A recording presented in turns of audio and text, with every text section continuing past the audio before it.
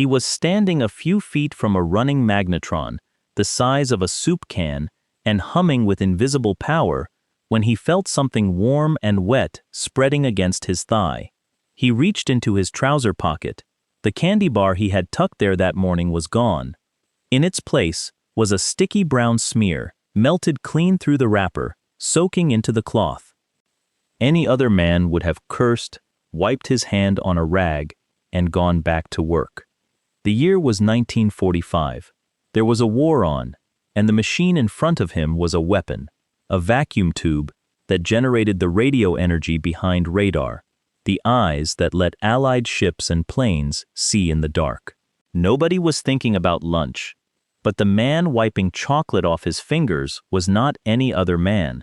He had a mind that never let a strange thing pass without asking why, and in that small, ridiculous mess, he saw something nobody had ever seen.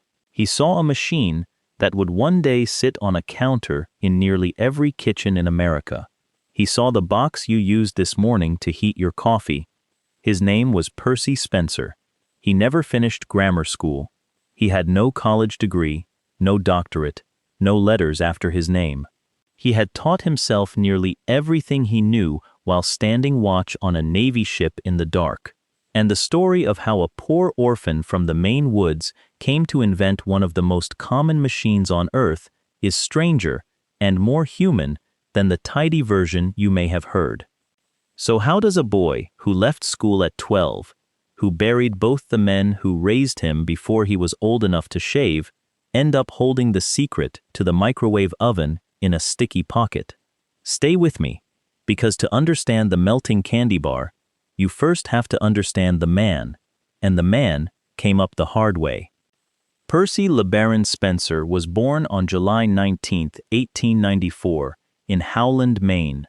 Howland was a speck of a place, a logging town pressed up against the Penobscot River, where the work was hard and the winters were long. He came into a world that took things from him almost immediately. His father died when Percy was 18 months old. He never knew the man. His mother, unable to care for the child alone, handed him off to relatives and left. So before he could walk, the boy had effectively lost both parents. He went to live with an aunt and uncle on a small farm. For a few years, there was something like a family. Then, when Percy was 7, his uncle died too. Twice now, the men responsible for him were gone. What he had left was his aunt, a hardscrabble property, and a understanding, learned far too young, that nobody was coming to save him. As he would later put it, he had to solve his own situation. He went to work. By 12, he had left school for good, somewhere around the 5th grade, and taken a job in a mill, a spindle boy in a weaving operation, the kind of place that turned raw thread into cloth, or Maine timber into wooden spools. The hours were brutal and the pay was thin, but the family needed the money, and a child who could feed a machine was worth a few cents an hour. From dark to dark he worked. Most boys in his position would have stayed there, ground down, for the rest of their lives. The mill towns of that era were full of men and women who had started as children at a loom or a saw and would die within sight of it, their whole world the length of a factory floor.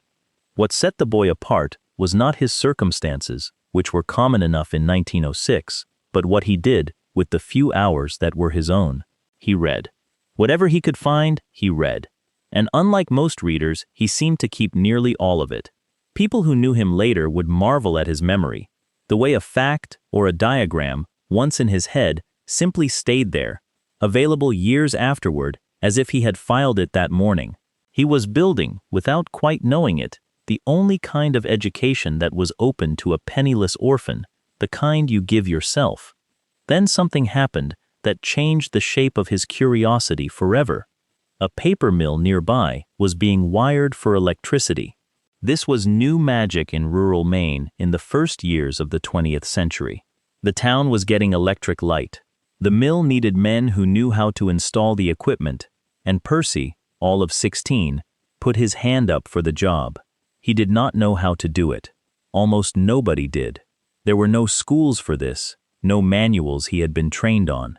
He simply got his hands on what he could read, figured out the rest, and wired the plant. He was one of 3 men who brought electricity into that mill, and he learned it from nothing. That was the pattern of his whole life, set early. Find a thing nobody around you understands. Get the books. Teach yourself in the dark. Do the thing. In 1912, when Percy was a teenager, news came across the wires that would point him at the rest of his life. The Titanic had struck an iceberg in the North Atlantic and gone down. 1,500 people died in the freezing water. But amid all that horror was a thread of wonder that caught the boy's imagination. The ship had a wireless set. Its radio operators had tapped out distress calls into the empty night, and another ship, the Carpathia, had heard those invisible signals and turned through the ice to pull survivors from the sea. People who would have drowned were alive because of words sent through the air with no wire connecting them. Percy Spencer read about those wireless operators and decided that was what he wanted to understand. Radio. The thing you could not see that could still reach across an ocean and save a life. At 18, he joined the United States Navy, partly to learn it. The Navy did not exactly hand him an education. What it gave him was time and access. He stood the night watches, the long quiet hours when most men dozed or stared at the black water, and he filled them with study. He later described it plainly. He said he got hold of a lot of textbooks and taught himself while he was standing watch at night. Trigonometry, calculus, chemistry, physics, metallurgy. The deep machinery of how the physical world actually works, absorbed alone, by lamplight, with nobody assigning it and nobody grading it. He learned the way a hungry man eats. By the time he left the service, Percy Spencer had turned himself into something the world had no easy name for. He was not a professor. He was not a tradesman. He was a self-made engineer with a near photographic memory and a feel for electronics that the credentialed men could not match. The schooled physicists, who later worked alongside him, would tell stories about it. They would describe a man with no degree at all who could walk up to a problem they had been chewing on for weeks and see straight through it. A man whose hands seemed to know things his resume said he had no right to know. Years later, one of the most important scientists in America put words to it.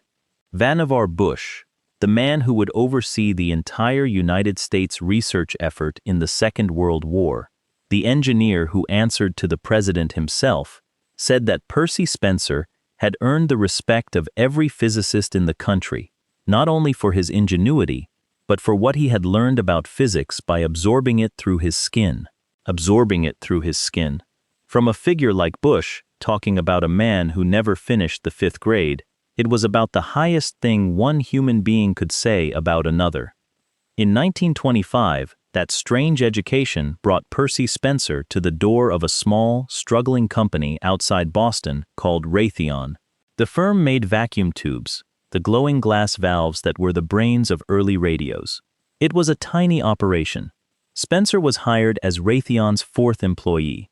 Number 4. He sat down to make tubes, and he never really left. Over the next 14 years, he became the man other engineers came to when the physics got hard. He had no diploma, but he could look at a tube design and see, almost by instinct, why it failed and how to fix it. By 1939, he ran the company's power tube division and was regarded inside the industry as one of the finest tube men alive. He had climbed, with no formal schooling at all, to the very top of a field built on advanced science. And then the world caught fire, and Percy Spencer's quiet expertise became something close to a national treasure. When the Second World War broke out, the survival of Britain hung on a small, secret device called the cavity magnetron. The magnetron was a vacuum tube of a special kind. It produced microwaves, very short, very powerful radio waves, and those waves were the heart of modern radar. With a good magnetron, a ship could spot an enemy plane in the fog. A bomber could find a city at night. A patrol craft could catch a submarine on the surface in total darkness. Radar was one of the few things that could blunt the German advantage, and the magnetron was what made radar small enough and strong enough to actually carry into battle. To understand why that mattered, you have to remember what the early years of the war actually looked like. German submarines were hunting in the Atlantic in packs, sinking the cargo ships that kept Britain fed and armed, sending men and supplies to the bottom faster than they could be replaced. German bombers were coming over British cities in the dark, and the defenders often could not find them until the bombs were already falling. Radar was the answer to both nightmares. A good radar set could pick a submarine off the surface of a Black Sea, or catch a bomber miles out in the night, in time to do something about it. And the magnetron was the small beating heart that made compact, powerful radar possible. Without it, radar stayed big and weak. With it, radar could ride on a ship or fit inside a plane. The British had invented a brilliant version of it. What they did not have was a way to build the things fast enough. The magnetron was a precise, finicky object, and the standard method of making one was to carefully machine its parts out of solid metal, slow and expensive work. Britain, fighting for its life, needed these tubes by the thousands, and the existing shops could turn out only a trickle. In a fateful decision, the British carried their magnetron secret across the ocean and shared it with the United States, asking for help producing it at scale. Much of that job landed at Raytheon. Much of it, in practice, landed on Percy Spencer. Spencer studied the magnetron the way he studied everything, by taking it apart in his mind. The accepted wisdom was that the delicate copper interior had to be machined. He looked at it and thought that was foolish. Why carve each one slowly out of a block when you could stamp the pieces out like cookie cutters and solder them together? It sounds simple now. At the time, it was close to heresy, and it worked. Spencer re-engineered the magnetron so it could be mass-produced. The numbers tell the whole story. At the start, the plant could manage something like 17 magnetrons a day, hand-built and painfully slow. After Spencer was through, Raytheon was producing roughly 2,600 a day. Read those two numbers again. From 17 to 2,600. A self-taught tube maker had taken one of the most important secret weapons of the war and turned it from a craft into a flood. By the height of the war, Raytheon was making the overwhelming majority of the magnetrons in the entire country, and radar sets built around Spencer's tubes were riding on warships and bombers across 2 oceans. For that work, the Navy gave him its Distinguished Public Service Award, a rare honor for a civilian. So picture him now in 1945, a man in his early 50s, no schooling to speak of, who had clawed his way from a Maine spool mill to the center of the most important technology of the war. A man who spent his days standing beside magnetrons running at full power, the same invisible microwaves that let a ship see in the dark pouring out into the room around him. And one ordinary day, in his pocket, a candy bar quietly turned to goo. Here I owe you the truth, because the tidy legend deserves a footnote. The melting candy bar is the famous version, retold in 1,000 articles, and the most common telling says it was a chocolate bar. Some accounts call it a peanut cluster instead, and a few careful historians point out that no clean primary record from 1945 nails down the exact treat, so the precise candy has become a little blurry with time. What is not in dispute is the underlying fact. Spencer noticed that standing near a running magnetron made warm things in his pocket melt, and where another man saw a stain on his trousers, he saw a question worth chasing. That question is real, and everything that came after proves it. Because Spencer did not stop at noticing. He did what the self-taught boy from Howland always did. He tested it. The first experiment is the one history loves. He sent out for a bag of unpopped popcorn kernels, the ordinary stuff. He held the bag near the magnetron and switched it on. The kernels began to jump and burst, popping open into little hardened white clouds and scattering across the lab floor. Percy Spencer had just made what may have been the first batch of microwave popcorn in human history, decades before any kitchen on Earth had a machine for it. The waves that found enemy ships in the fog were perfectly happy to pop corn. It is a strange thing to picture. A serious wartime laboratory, a weapon of war running at full power, and a 50-year-old engineer watching popcorn skitter across the floor with the satisfaction of a man who has just confirmed a hunch. He pushed further, and the second experiment did not go quite so gently. Spencer rigged up a way to aim the microwaves at a raw egg. He set the egg in a pot or a kettle, depending on who tells it, and turned the energy on. Inside the shell, the moisture in the egg heated up fast, faster than the shell could vent, and the pressure climbed. According to the account that has come down to us, a curious colleague leaned in for a closer look at exactly the wrong moment. The egg exploded. It blew apart and splattered hot yolk across the man's startled face. It was funny, and it was also proof. Whatever this energy was, it heated food from the inside out, fast, in a way no stove or oven ever had. Now Spencer understood what he had. Microwaves, the byproduct of a war machine, could cook, not by surrounding food with hot air, the way an oven does, slowly, from the outside, but by reaching into the food itself and shaking its very molecules until they gave off heat. It was a completely different way of cooking, and as far as he could tell, nobody had ever built a kitchen around it. He set about building one. The trouble with his early tests was obvious. He was firing loose microwaves into open air, popping corn on the floor and blowing eggs in people's faces, which is no way to cook a meal, and a fine way to get hurt. So he did the engineer's thing. He built a metal box. He fed the magnetron's microwave energy into an enclosed metal container, sealed so the waves bounced around inside and could not leak out into the room. Food went in the box. The energy stayed in the box. The food cooked, and the cook kept his eyebrows. That sealed metal box with a magnetron bolted to it was the first true microwave oven on Earth. Raytheon saw the possibility at once, and on October 8, 1945, the company filed a patent application for the idea, a method of using microwave energy to cook food. The paperwork ground slowly through the system, as patents do, and the official grant did not come until early 1950, United States Patent Number 2,495,429, a method of treating foodstuffs. But the invention was real and dated to that wartime moment. The radar tube had quietly given birth to a cooking machine. And here is one of the small, bitter ironies that runs through this whole story.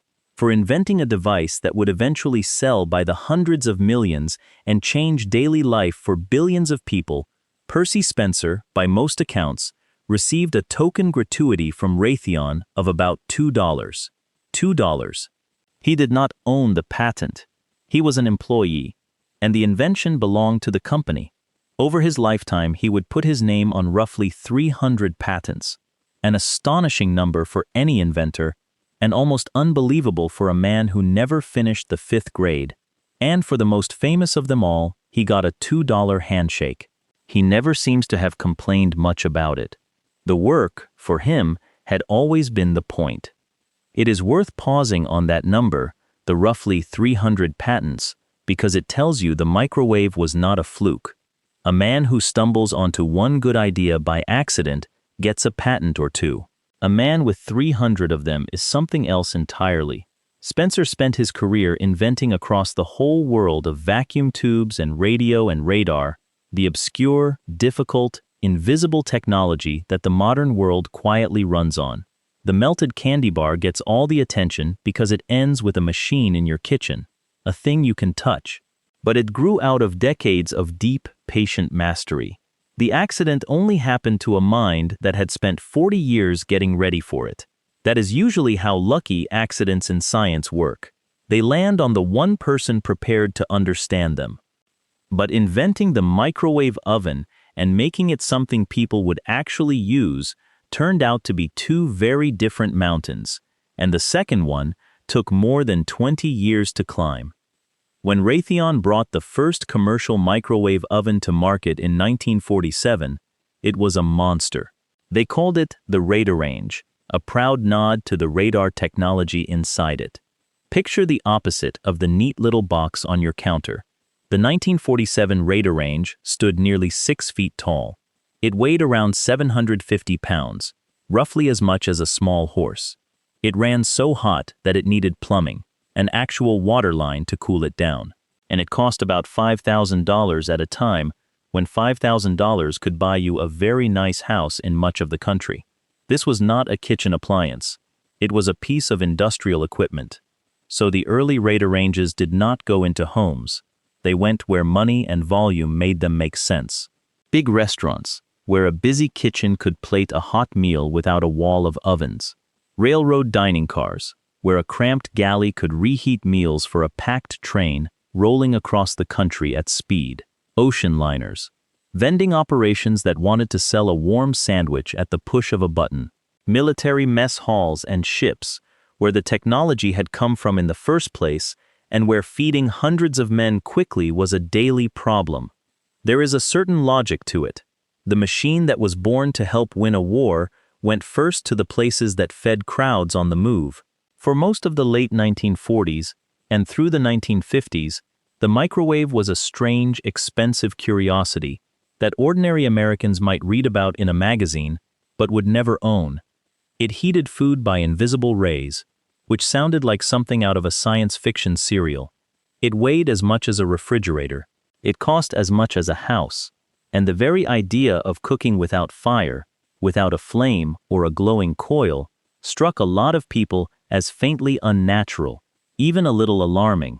The future was here, sitting in a hotel kitchen humming to itself, and almost nobody could touch it. The thing that had to change was not the science. The science worked from the start. What had to change was everything around it. The magnetron had to get smaller and cheaper and cooler running, so it no longer needed a water line to keep it from cooking itself. The electronics had to come down in cost, from military prices to something a family could justify. The whole machine had to shrink from a 6-foot, water-cooled, half-ton tower into something that could sit on a counter and run on the same electricity as a toaster. That took years of patient engineering, a long, unglamorous grind of shaving cost out of every part and reliability into it.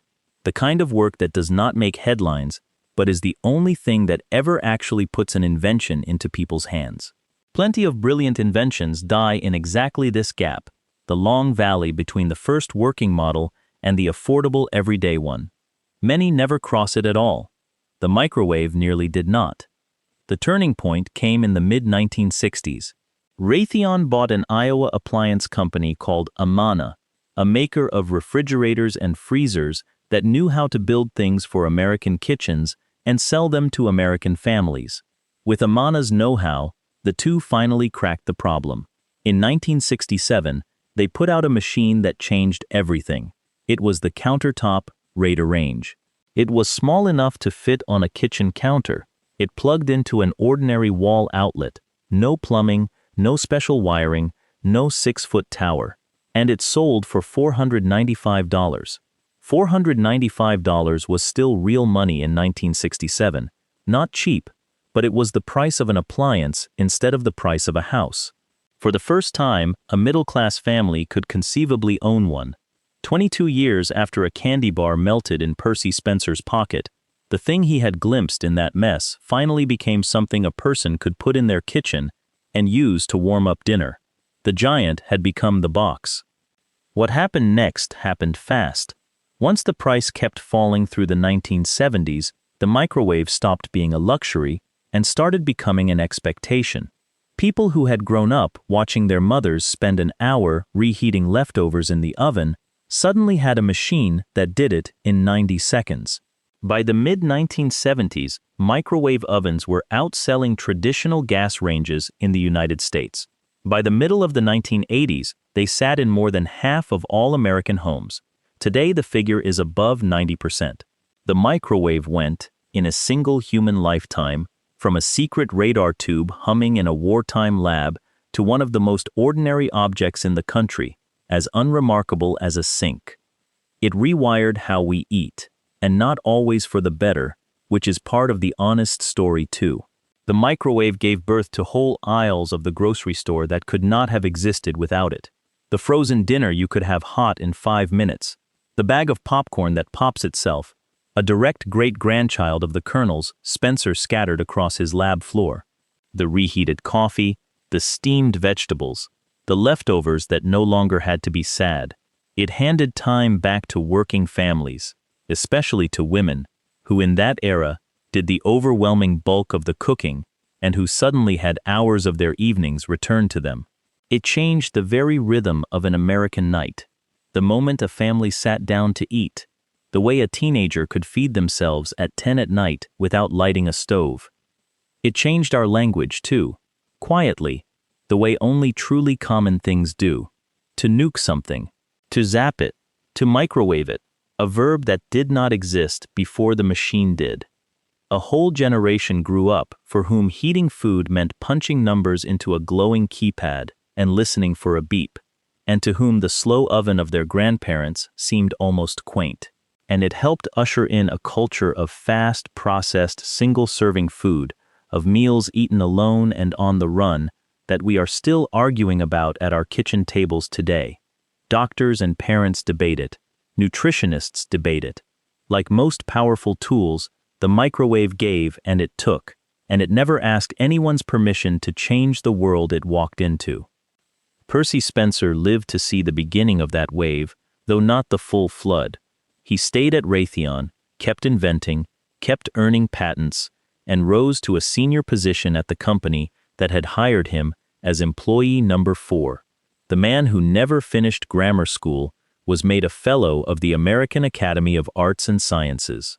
The University of Massachusetts gave him an honorary doctorate so that the boy from the Maine spool mill, who had taught himself calculus by lamplight on a Navy watch, could finally be called Dr. Spencer. He died on September 8, 1970, at 76 years old, just as the countertop machine he had made possible was starting its march into every kitchen in the land. He never got rich off the microwave. He got $2 and a place in history, and by most accounts he seemed to consider that a fair enough trade for a life spent doing exactly what he loved, which was figuring out how the world works with nothing but books and his own stubborn mind. So think about that the next time you stand in your kitchen at the end of a long day, push a button, and listen to the hum start up behind the glass. That sound is the ghost of a wartime weapon. The energy warming your dinner is the same kind that once let ships see through the fog and find the enemy in the dark. And the only reason it is there at all, the only reason that box exists, is that an orphan from Howland, Maine, a man the world had every excuse to grind into nothing, kept his curiosity alive when a candy bar melted in his pocket and bothered to ask why. He left school at 12 and changed how the whole world eats. The men with the diplomas missed it. The self-taught boy who taught himself in the dark did not. If you want more forgotten stories like this one, the true ones hiding behind the everyday things you stopped noticing, subscribe and stay with me.